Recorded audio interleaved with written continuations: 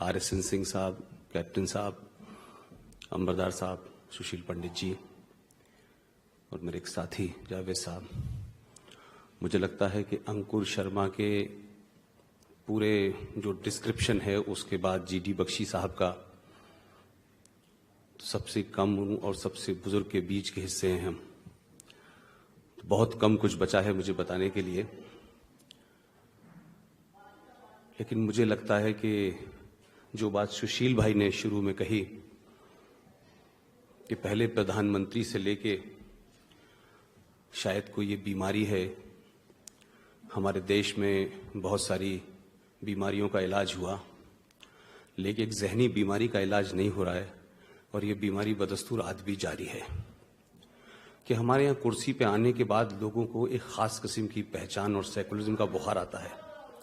और उस सेकुलरिज्म को भी सच देखें तो वो सेकुलरिज्म सिर्फ मुसलमानों तक केंद्रित रहता है और इस बाकी इस देश में कुछ भी हो जाए तो सेकुलरिज्म को कोई खतरा नहीं होता। तो ये एक समाज की कमी है जो आज से 60-70 साल पहले हुआ वो आज भी हो रहा है। उसका स्टाइल अलग है, उसके तरीके अलग हैं, कुछ चीजें बदल गई हैं, लेकिन ये भी सच है कि इसी हिंदुस्तान में जिसकी तरफ मेरा ख्याल है कि कैप्टन सिकंदर साहब जो इशारा आप कर रहे थे, कुछ थोड़ा बहुत कुरान शरीफ मैंने भी पढ़ा हुआ है क्योंकि मेरी तालीम तरबियत एक ऐसी जगह हुई है जहां कुरान शरीफ कंपलसरी था। मुझे लगता है कि जो मोहम्मद साहब के दामाद के कातिल हैं, उनके नवासे के कातिल हैं, वही इस देश में आज आतंकवाद फैला रहे हैं। ये पूरी सोच, जो पूरा थॉट प्रोसेस है पूरी दुनिया में, आप उसे वहाबियत का नाम दे दीजिए, आप किसी और नाम को दे दीजिए, लेकिन इस देश में ज्यादातर जगह हम देख रहे हैं। आप जम्मू कश्मीर की बात कर रहे हैं, जम्मू कश्मीर में 70 साल में उनको कोई शिया मुख्यमंत्री नहीं मिला। जम्मू कश्मीर की जो विधानसभा है उसमें कितने शिया जीत के आते हैं ये कैप्टन साहब मुझे बता देंगे। और इस देश के टेलीविजनों के ऊपर जिस तरीके की बहस होती है इस्लाम को लेकर के, चाहे वो रहमानी हो, शैतानी हो, बेग हो, असलम हो, फारूक हो, जितने भी ये इंटेलेक्चुअल आते हैं, मैं कहता हूं इस देश को AK-56 के खतरे से ज्यादा इस देश के इंटेलेक्चुअल टेररिज्म से खतरा है। ये बौद्धिक आतंकवाद इस देश में जो है वो सबसे बड़ा खतरा है। लोग बड़े बड़े पदों पे बैठते हैं, लोग बड़ी बड़ी डिग्रियां लेते हैं, लोग बड़े बड़े अवार्ड लेते हैं, लेकिन उनकी मानसिकता उन अवार्डों से बदलती नहीं है। उससे वो समाज में एक स्टेटस प्राप्त करते हैं, लेकिन जब मुंह खोलते हैं तो उनकी बात में और मूसा की बात में और दुजाना की बात में कोई फर्क नहीं होता। वो हामिद अंसारी हो, वो आमिर खान हो, वो नसरुद्दीन शाह हो, वो आप किसी का भी नाम ले लीजिए, जब मुंह खोलेंगे तब कोई ना कोई ऐसी बात करेंगे जिससे इस स्टेट के सेकुलर कैरेक्टर के ऊपर सवाल उठाया जाए। लेकिन इस देश में एक फैशन है कि आप गाली दे दीजिए, ये राइट विंगर है, ये बीजेपी का दलाल है, ये RSS का दलाल है, ये बहुत आसान है। लेकिन मैं फिर भी कहता हूं कि जहां मैं पैदा हुआ मुझे तब RSS के बारे में नहीं पता था और अभी भी कुछ बहुत जानता नहीं हूं, लेकिन मैं फिर भी कहता हूं कि अगर कोई ये कहे कि भाई आप RSS के दलाल हैं तो मुझे लगता है कि शायद थोड़ी बहुत इसमें इज्जत है, लेकिन हम जैशे मोहम्मद के दलाल नहीं हैं, हम लश्कर-ए-तोयबा के दलाल नहीं है भाई, हम ISI के दलाल नहीं है, लेकिन हम इस बात को कह नहीं पा रहे हैं। इस देश में अंबर भाई आपको पता होगा कि डेनमार्क में किसी ने कार्टून बना दिया था। हम सब नहीं जानते कि मोहम्मद साहब की शक्ल कैसी है, हमें पता भी नहीं है, और उनकी हिदायतों में भी यह है कि न उनकी कोई तस्वीर है, न उनकी कोई मज़ार है, न कोई कब्र है, न उनके बारे में सिर्फ जो बातें हैं वो एक अनसीन है। लेकिन किसी ने डेनमार्क में एक कार्टून बना दिया। तो मैं लाहौर में था, लाहौर की सड़कों पे कोहराम मचा हुआ था। यहां दिल्ली पहुंचा एक हफ्ते बाद तो पता चला साहब यहां भी बहुत जगह दंगे हो गए। तो मैं उसके बाद किसी डिस्कशन में था तो मैंने कहा कि भाई मुझे ये समझ आता है कि मुसलमान मोहम्मद साहब को लेके बहुत इमोशनल हैं और उनकी शान में कोई गुस्ताखी करेगा तो शायद इस तरीके का रिएक्शन देंगे, लेकिन मैं हिंदुस्तान के मुसलमानों से ये पूछता हूं, उसमें कैप्टन साहब जैसे मुसलमान नहीं हैं, कि एक आदमी ने बगैर किसी सोचे समझे किसी की शक्ल बना दी और कहा ये मोहम्मद साहब हैं, उस पे बना डेनमार्क में, आप दिल्ली में दंगा कर रहे हैं, आप अलीगढ़ में दंगा कर रहे हैं, आप लाहौर में दंगा कर रहे हैं। लेकिन यही मुसलमान, मुझे समझ नहीं आता है कि ये मुसलमान जब उन मोहम्मद साहब के नाम से जैशे मोहम्मद बनाई जाती है, लश्कर तैयबा बनाया जाता है, जिस मोहम्मद साहब के नाम से इस दुनिया में टेरर फैलाने वाली तंजीमें बनाई जाती हैं, तो उसका रिएक्शन इस पे क्यों नहीं होता है? जैसे मोहम्मद के बनाने वालों को क्यों नहीं मारता है? लश्कर तैयबा के बनाने वालों को क्यों नहीं मारता है? तो सवाल यह है कि मोहम्मद की शान में गुस्ताखी अगर किसी कार्टूनिस्ट ने की तो आपने आग लगा दी, लेकिन पूरे पाकिस्तान में, पूरे हिंदुस्तान के अंदर जैसे मोहम्मद के स्लीपर सेल रह रहे हैं, लश्कर तैयबा के सेल रह रहे हैं, और सारी तंजीमें आप मोहम्मद साहब और कुरान के नाम पे बनाते हैं, लेकिन बुरा नहीं लगता इस देश के मुसलमानों को? भाई आपकी चुप्पी जो है वो इस बात को साबित करती है कि आप आतंकवाद के साथ साइलेंटली खड़े हुए हैं, आप उसको खत्म नहीं करना चाहते हैं, क्योंकि आप इस्लाम और कुरान के नाम पे इस मुल्क को डरा रहे हैं पिछले 70 साल से। और इस देश का हिंदू चाहे सत्ता में हो, व्यवस्था में हो, टेलीविजन पे हो, यूनिवर्सिटीज में हो, पत्रकारिता में हो, उसने पूरे सेकुलरिज्म के नैरेटिव ही बदल के रख दिया है। मैं नहीं समझ पाता इस बात को लेकर के कि भाई आप हिंदू हैं, मुसलमान हैं, ये अपनी जगह हो सकता है, इसमें कोई डिबेट का मसला नहीं है, लेकिन आप मुझे बताइए कि इस देश में हमारी सरकारों ने जो गलती की वो तो की, समझ में आता है, लेकिन यह कैसे मुमकिन है कि जम्मू कश्मीर में कुछ हो? जम्मू कश्मीर के बारे में पंडित जी आपने कहा, आप बताएं कि क्यों लोग, इन देश के हमारे लोगों ने नहीं पूछा, यह सवाल क्यों नहीं उठाया कि जम्मू कश्मीर में जो साहब चीफ मिनिस्टर बने इस सरकार की मदद से, वो 1990 में देश के क्या थे? वो भारत के गृह मंत्री थे और पहले मुसलमान गृह मंत्री थे। तो उन्होंने कश्मीर में क्या कारनामा करा वो सबको पता है कि उनकी बेटी गायब हो गई और फिर आतंकवादी छोड़ दिए गए, मेरा उस पर डिबेट नहीं है, लेकिन 1990 में ही तो कश्मीरी पंडितों को मार के कश्मीर से निकाला था। तो इस देश में किसी ने पूछा नहीं भाई, इस गृह मंत्री का गलेवान किसी ने क्यों नहीं पकड़ा? लेकिन एक बमूला कोई मर जाता है, आत्महत्या कर लेता है, लेकिन प्रधानमंत्री रोने लगता है भाई उसके ऊपर। एक बमूला को कोई मार देता है तो प्रधानमंत्री चिंता हो जाती है, पूरे देश में संसद के अंदर हंगामा हो जाता है। लेकिन 1963 में कश्मीर के जो लोग बैठे हैं मुझे करेक्ट कर दें, क्योंकि कुछ कुछ चीजें मैंने आप ही लोगों से जानी है। 1963 में जम्मू कश्मीर में एक जगह है हजरत बल, उसमें कहा जाता है प्रॉफिट मोहम्मद साहब का उनका एक बाल रखा हुआ है। इस पर डिबेट नहीं है मेरी कि बाल कैसे आया, क्यों आया, बाल की पूजा क्यों हो रही है, इस्लाम में पूजा मना है, उनकी शक्ल नहीं है, उनकी तस्वीर नहीं है, तो बाल को क्यों पूज रहे हो, इस पर डिबेट नहीं है मेरी। मैं इस किस्से को इसलिए आपको रिपीट कर रहा हूं कि 1963 के अंदर वो यकायक एक खबर फैलती है पूरे जम्मू कश्मीर में कि वो बाल खो गया है, बाल खो गया। आग लग गई साहब देश में। 50,000 लोगों ने जम्मू कश्मीर में बाल के खोने की खबर उड़ती है और बंगाल के अंदर 50,000 लोग सड़कों पे आ जाते हैं निकल के। देश का प्रधानमंत्री इतना चिंतित होता है कि सीबीआई के चीफ को रातों रात बाई प्लेन भेजता है, वो कहता है किसी भी कीमत पे बाल ढूंढो जाके। अब सीबीआई का चीफ बाल ढूंढ रहा था उस जमाने, यही काम था उसके पास, और तो कुछ था नहीं साहब। वो भी कमाल का सीबीआई का चीफ था बेचारा, उसको लगा क्या कहते हैं कि बाल तो ढूंढना ही पड़ेगा, प्राइम मिनिस्टर ने बोला है। वो घूमा घामा, 1 महीने बाद उसने कहीं से एक बाल उठाया और कहा कि साहब ये, कुछ लोगों से पूछा, मौजूद लोगों से कि यार ये बाल है, उनका हाँ ये बाल है भाई, इसको रख दीजिए। उसने कहा बाल मिल गया, और जब वो बाल मिल गया तो उन्होंने प्राइम मिनिस्टर को रात में फोन किया। ये सीबीआई के उस चीफ की किताब में सब लिखा हुआ है, ये कोई मेरे पास कोई अलग से डॉक्यूमेंटेशन नहीं है इसका। जब उन्होंने प्रधानमंत्री को रात में कहा कि हमें वो बाल मिल गया है, तो नेहरू जी ने कहा कि तुमने बहुत बड़ा काम किया है, अगर तुम बाल नहीं ढूंढते तो जम्मू कश्मीर भारत से अलग हो जाता। तो मैं उस घटना को सोचता हूं और 1990 की घटना को सोचता हूं कि एक बाल के लिए सीबीआई का चीफ भेजा गया, रातों रात भेजा गया, बाल ढूंढवा भी लिया, बाल रख भी दिया गया, और बाल ढूंढने और मिलने के बीच में 2 सरकारें भी बदल गईं, और बाद में जो वजीर आला है उनसे भी कहा, वो भी कहने लगे पता नहीं बाल मिल गया है, लेकिन उनका है कि नहीं मुझे पता नहीं है, लेकिन बाल तो आज भी पूजा जा रहा है, वो डिबेट नहीं है।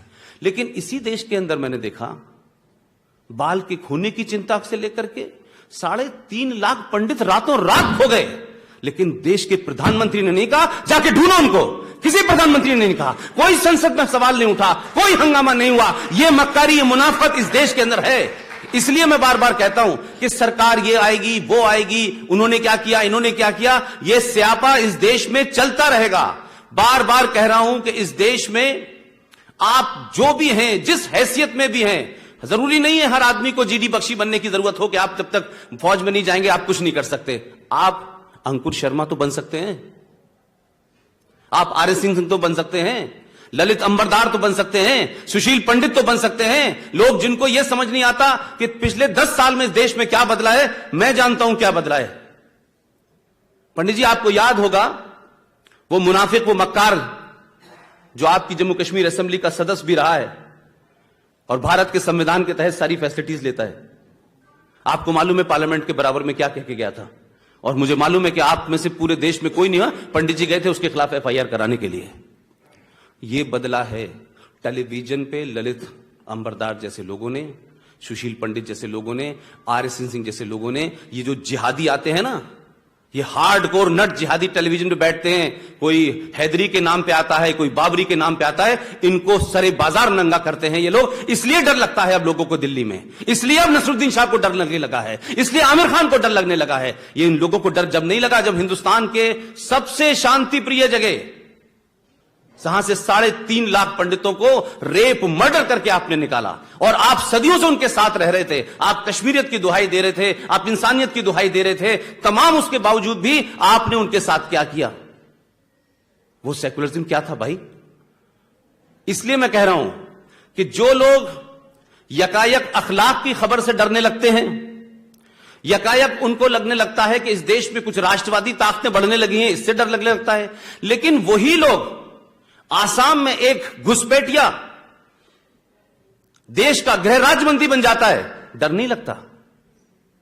बिहार में एक माफिया डॉन शहाबुद्दीन एक 17 साल के जवान लड़के को एसिड के टैंक में डालता है और मार देता है, डर नहीं लगता इस देश को।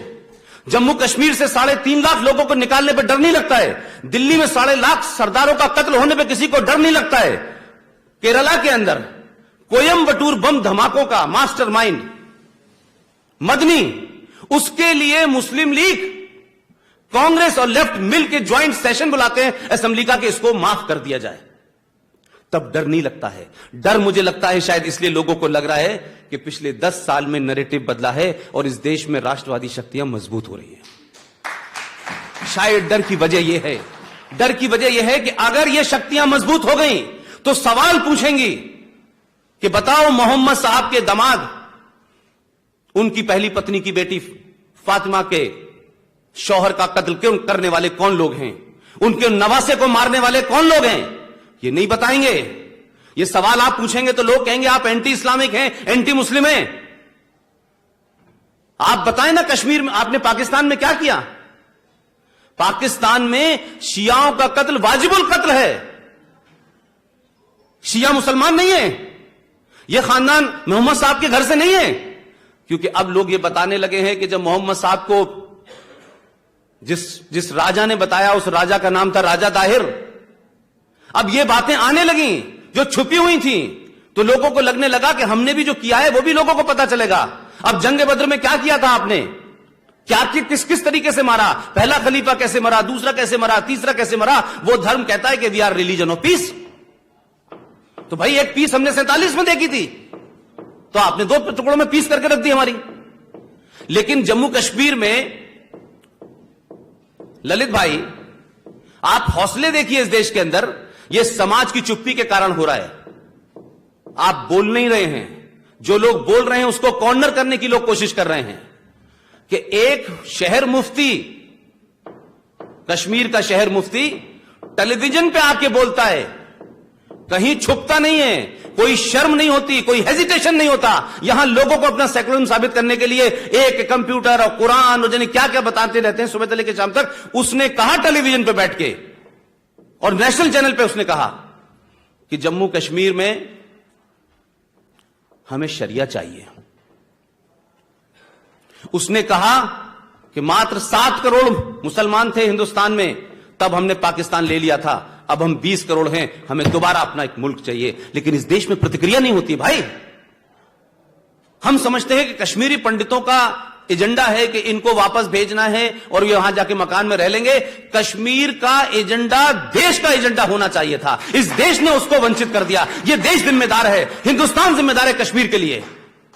मैं नहीं मानता कि आज भी आप चले जाइए केरला के अंदर, आप चले जाइए तमिलनाडु के अंदर, लोगों को लगता है कश्मीर कोई घूमने की पिकनिक की जगह है। लोगों को नहीं पता चल रहा। ये पूरे हरियाणा के एक एक गांव में चले जाइए आप, पिछले 1 साल से यही काम कर रहा हूं, कोई गांव ऐसा नहीं है हरियाणा का जिसके गांव का बेटा कश्मीर में शहीद न हुआ हो। हमने कश्मीर के बारे में देश को बताया ही नहीं है।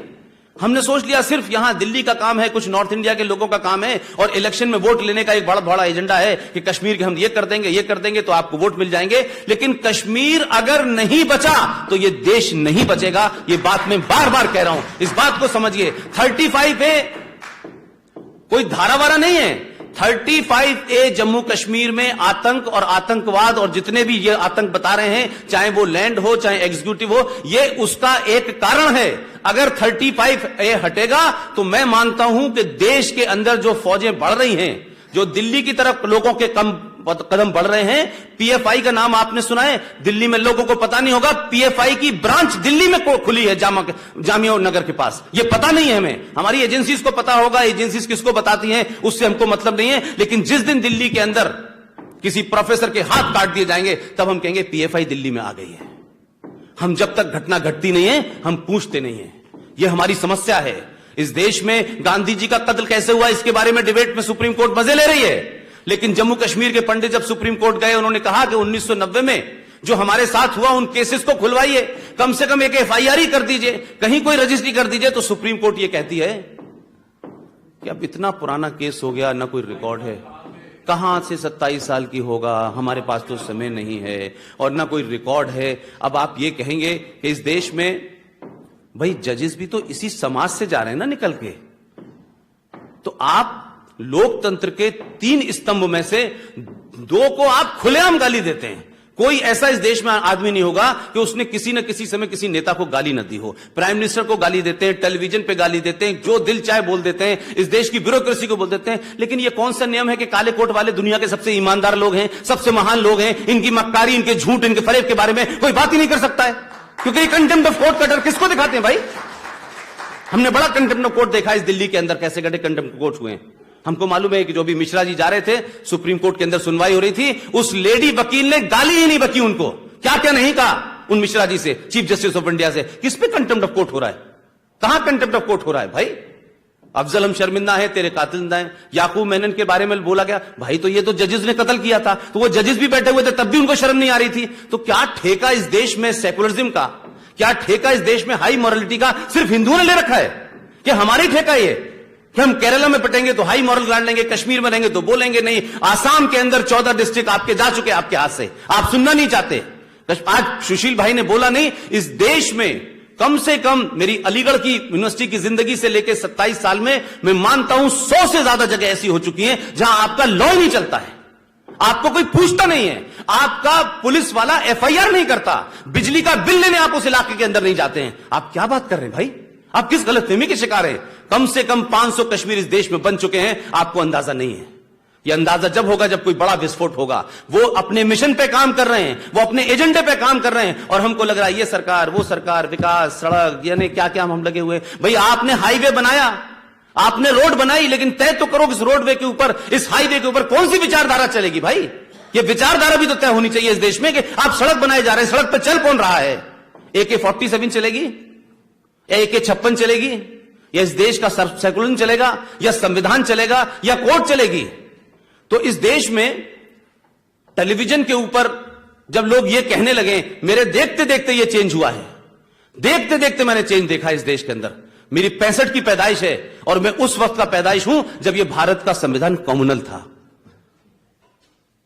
100% कम्युनल था। उसको सेकुलर करने के लिए रात में आपने 1976 के अंदर सेकुलरिज्म डाला, क्योंकि सेकुलरिज्म अगर नहीं लिखा जाता तो उससे पहले तो देश कम्युनल था और संविधान भी कम्युनल था। तो मैं मानता हूं कि मैं कम्युनलिज्म की पैदाइश हूं और मुझे कोई इसमें शक शुबा नहीं है, मैं झूठ नहीं बोलता, मैं कम्युनल हूं, मुझे कम्युनल होने में फक्र है, मैं झूठ नहीं बोलना चाहता। कम्युनल होने का मतलब नहीं है कि मुसलमान का कत्ल करा जाएगा, कम्युनल होने का कतई मतलब, यह मुनाफत बंद होनी चाहिए। इस मुनाफकत को आपने इस देश में फरोख्त होने दिया है, इस मक्कारी को फरोख्त होने दिया है। लिहाजा जो राष्ट्रवादी मुसलमान है, जो सच में मेन लाइन में आना चाहता है, उसको वो अबू बकर से लेकर के अल बगदादी तक के लोग उसको जीने नहीं दे रहे। वो जैसी राष्ट्रवादी होगा तो उसको या तो आरएसएस का दलाल कहा जाएगा या आर्मी का दलाल कहा जाएगा। आप उसे आइसोलेट कर देते हैं सोसाइटी के अंदर। कोई पूछेगा कैप्टन रिजवी की पीड़ा क्या है कि पाकिस्तान बटा था तो बस पंजाब बटा था और बंगाल बटा था, इनकी पीड़ा भी तो पूछ लीजिए भाई। ये किस खाते में आएंगे? इनके बारे में किसी ने पूछा? इनके दर्द को किसी ने जाना? नहीं पूछा। ये भी तो चिल्ला रहे हैं कि कश्मीर में हम भी तो हैं भाई, कारगिल का इलाका हमारा भी तो है। क्यों नहीं कारगिल से रूट पाकिस्तान की तरफ खुलता? क्योंकि कारगिल के इधर भी शिया हैं और उधर भी शिया हैं। लेकिन मुजफ्फराबाद क्यों खुलेगा? मुजफ्फराबाद क्यों खुलेगा भाई? इसलिए कि एजेंडा दूसरा है। तो हम अपनी लड़ाई में लड़ाई लड़ें, लेकिन इस गलतफहमी से निकल जाएं कि नहीं नहीं देखिए साहब, ये नाराज हो जाएगा, वो नाराज हो जाएगा। हमें 70 साल से संवैधानिक तौर पे किया। अंकुर ने इतनी सारी बातें बताई, बस 35A के बारे में कुछ नई बात नहीं कहनी है। लेकिन एक और बहुत बड़ा फ्रॉड इस देश में हुआ है, संविधान में हुआ है, जम्मू कश्मीर में हुआ है। मैं उसको सिर्फ आपके सामने लाना चाहता हूं। 1957 में, पंडित जी करेक्ट कर दीजिएगा मुझे, 1957 में जम्मू कश्मीर के अंदर आप सबको पता है कि सफाई कर्मचारियों की हड़ताल हो गई थी और पूरा जम्मू कश्मीर में महामारी फैल गई थी। तो मीर साहब जो उस वक्त के वजीर आजम थे, उन्होंने 200 वाल्मीकि परिवारों को बुलाया पठानकोट से, अमृतसर से, कि आप आएं और हम तो शेख साहब हैं, हम पठान हैं, हमारे किए कराए पे भी आप पानी डालें, अपने पे तो डालते ही हैं। उनसे कहा गया कि आप शहर की पूरी सफाई का काम करें। वो 57 में दलित लोगों का क्या उनका स्टेटस रहा होगा, क्या उनका ऐसा राइट समझने की बात रही होगी, वो बेचारों ने काम शुरू कर दिया और उनको कहा कि आपको हम यहां का नागरिक भी बनाएंगे और नौकरी भी देंगे। 57 में उन लोगों ने काम शुरू कर दिया, पूरा शहर साफ हो गया 2-3 महीने के बाद में। सब बात चलती रहा, सब ठीक ठाक था। कुछ सालों बाद पता चला कि जो लोग जम्मू कश्मीर में निजाम मुस्तफा की बात करते हैं, रिजवी भाई, इस्लाम यही कहता है कि अल्लाह की मखलूक सब बराबर है, ये इस्लाम कहता है। और supreme creation of Allah is अखलुकुल मखलूकात, supreme creation of the God, और अल्लाह इज ह्यूमन बीइंग। उसमें कोई फर्क, ये इस्लाम का कहना है। यही पहली लाइन है कि अल्लाह के दरबार में अल्लाह की जो बनाई हुई जो मखलूक है, उसमें कोई छोटा बड़ा रंग भेद नहीं है। तो जो लोग अल्लाह का निजाम कश्मीर में लाना चाहते हैं, उनकी मुनाफकत और मक्कारी देखिए कि वो क्या करा उन्होंने कि 1957 में जिन लोगों को लाए, उनकी गिनती आज के मेरा ख्याल है लाख से ऊपर होगी और उनकी 5-6 पीढ़ियां निकल गई।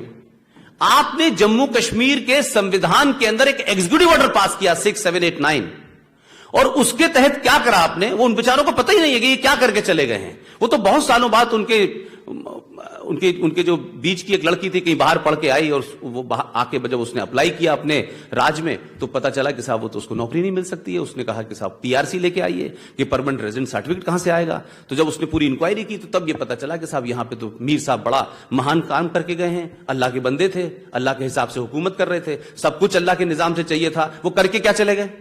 उन्होंने उस संविधान में लिख के चले गए हैं, उस एग्जीक्यूटिव ऑर्डर से, कि ये जो 200 परिवार आए थे, ये जम्मू कश्मीर में हम इन्हें नागरिकता नहीं दे सकते, क्योंकि 1954 में लागू कर दिया था आपने 35A। उसके तहत आपने राज्य की नागरिकता को तय करने का अधिकार राज्य सरकार को दे दिया। लेकिन मैं उस पर भी मेरा कोई शोर नहीं है। ये दुनिया का सबसे बड़ा लोकतंत्र है भाई, हमसे बड़ा लोकतंत्र दुनिया का नहीं है।